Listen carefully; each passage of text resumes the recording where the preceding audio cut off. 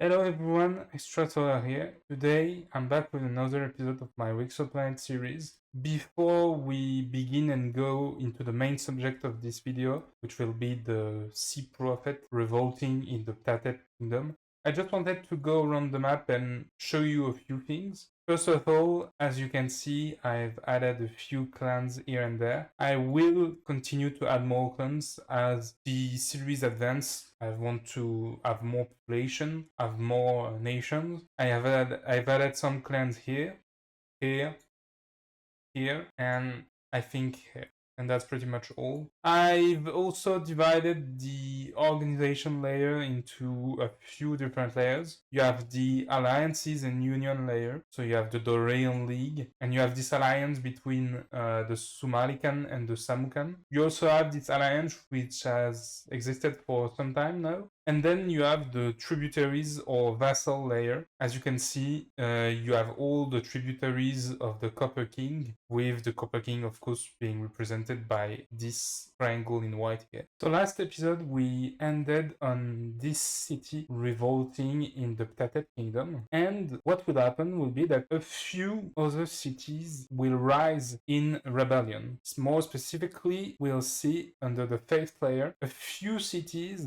were kind of converted by this sort of, we could say, religious leader known as the Prophet of the Sea. The Prophet of the Sea, the great sea snake living north of the Ptatet Kingdom in this ocean here, as a sacred deity that the Ptatet Kingdom must venerate. And more specifically, the Prophet of the Sea see the ocean, the sea, as the holy domain of the sea snake, and as such he wants to forbid anyone from sailing the sea, because for him it's not something that mortal, that humans can touch. The forces of the Prophet of the Sea would quickly start to invade the Ptatet Kingdom, or more like take control of the kingdom. They will revolt in many cities, and specifically on cities along the coast, like this one, or even the capital. They would destroy all form of boat, and they would even kill merchants and envoys from the Perodian Republic just here. So these envoys, these merchants would be brutally killed and literally thrown into the seas as sacrifice to the great serpentine god. The Ptatet Kingdom would quickly be overthrown by the forces of the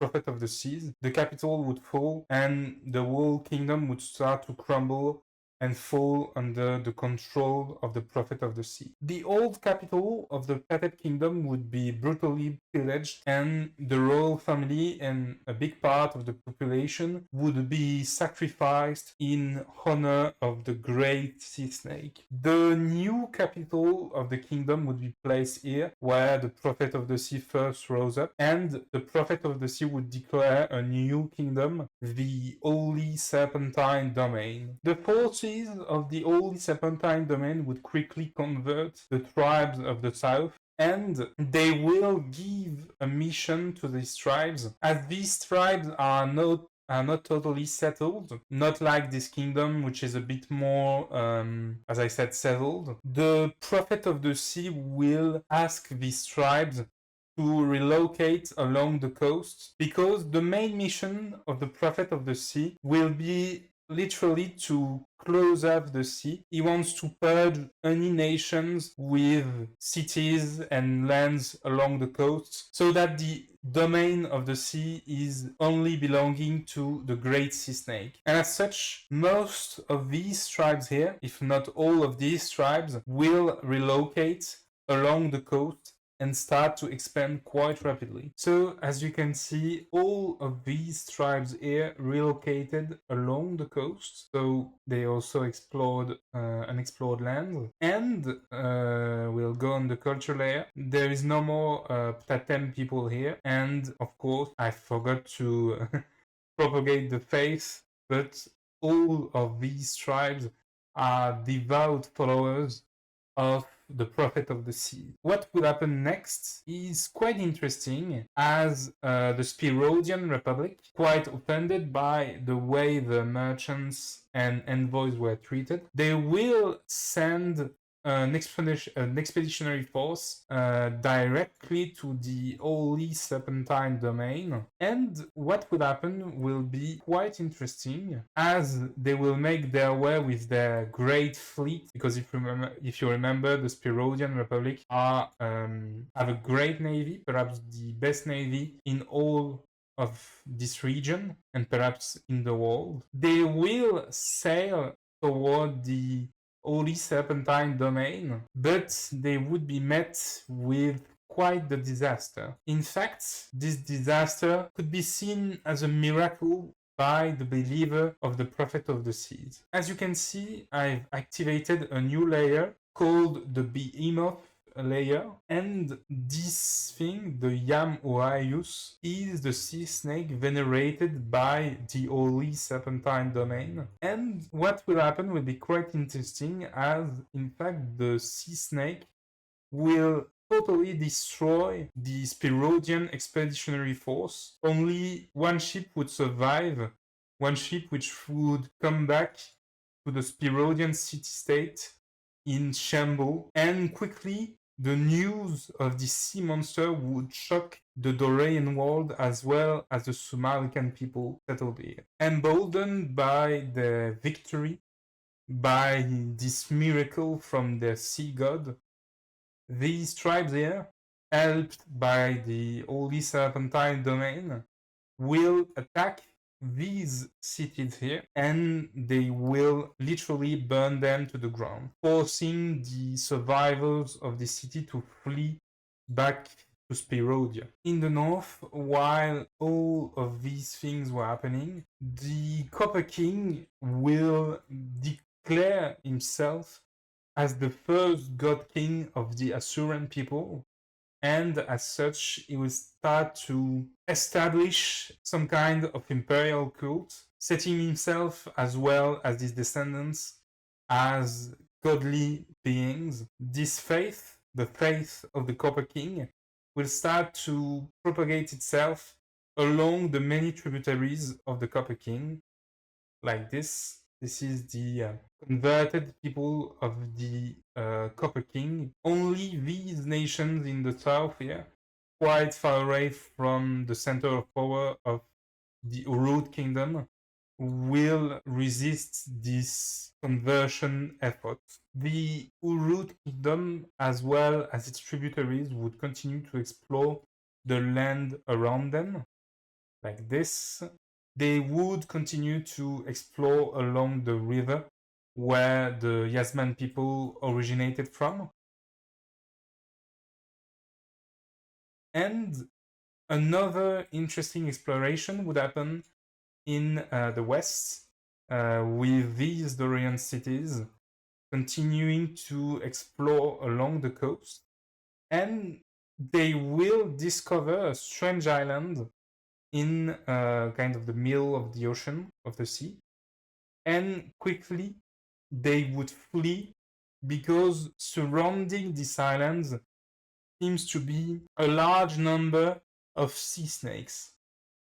Not as large as the sea snake which destroyed the Spirodian fleet, but sea snakes nonetheless, and they will go back and share this information with all of the city-states of the Dorians. Under the impulse of the now very old Periclides, a few new republics would join the Dorian League, and Periclides would start the process of the Dorian League unification. Most of these cities here would be integrated into the Dorian League directly, forming a united nation, these nations as well, while the nations more overseas would still be under the jurisdiction of the Dorian League, but would have way more freedom.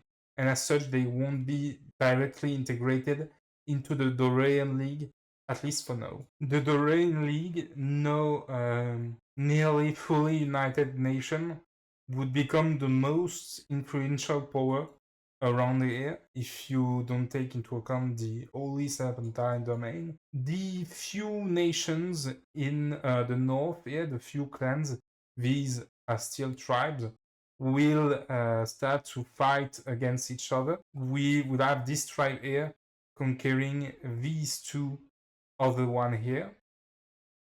This orange tribe here will, surprisingly enough, attack the Apocras kingdom, which is clearly now in the process of dying, and they would crush the Apocras kingdom and take control of both this city here as well as this city here, having no port. This two city states under the control of the Dorian League would attack these two tribes here, trying to expand their influence toward the mountain to control the very interesting trade of copper around this region. And as such, this city here, with the help of this one, and with, of course, the support of the Dorian League, would conquer this nation, and this city here would conquer this tribe here. While these tribes here in the north would start to perhaps think about expanding somewhere else, and the three of these tribes will band together and they will start moving up north, trying to go away from this, let's say, closed region for expansion. They would start to explore north, trying to go away from these nations, from this region, and they would find the source of this river, and they would settle in, I think those are grasslands. They would settle around here, far away from the main region of the Dorian. These three tribes would form an alliance as they banded together to kind of flee this region, and the land they left behind would quickly fall under the control of the surrounding nations, like the Orange Kingdom here, which would greatly expand, as well as this green nation here, like this. These nations here in the west of the Dorian world would also continue to expand, like this, or even like this. The Orange Nation is kind of stuck, but they will settle an outpost along this river here. And to finish this episode, we'll have a few more of these nations here expanding along this land. Some of these nations would expand, and the Copper King would start to integrate a few of these nations. He would start with this nation in particular, and he would try to integrate some more of the other nations, though they will offer more resistance, but we'll see this next episode. And one last thing before we finish. In the birth city of Pericleides, a new cult will start to rise, and this cult will be quite particular because it wouldn't be a cult dedicated to a particular individual or to some specific deity or creature. It would be a cult of heroes, and one of these first heroes would be Pericleides, and this faith would be born in the birth city of Pericleides, starting to propagate itself into the Dorian world and even in the Sumerican world. But we'll get to see this, amongst other things, next episode. I hope you liked this episode, and we'll see each other next time. Bye bye. You ask why we forbid the sea. I ask why you believe it was ever yours. The land welcomed mankind. Bears or homes or harvests, no death. Upon it, we were given the right to live. But the sea The sea never welcomed us.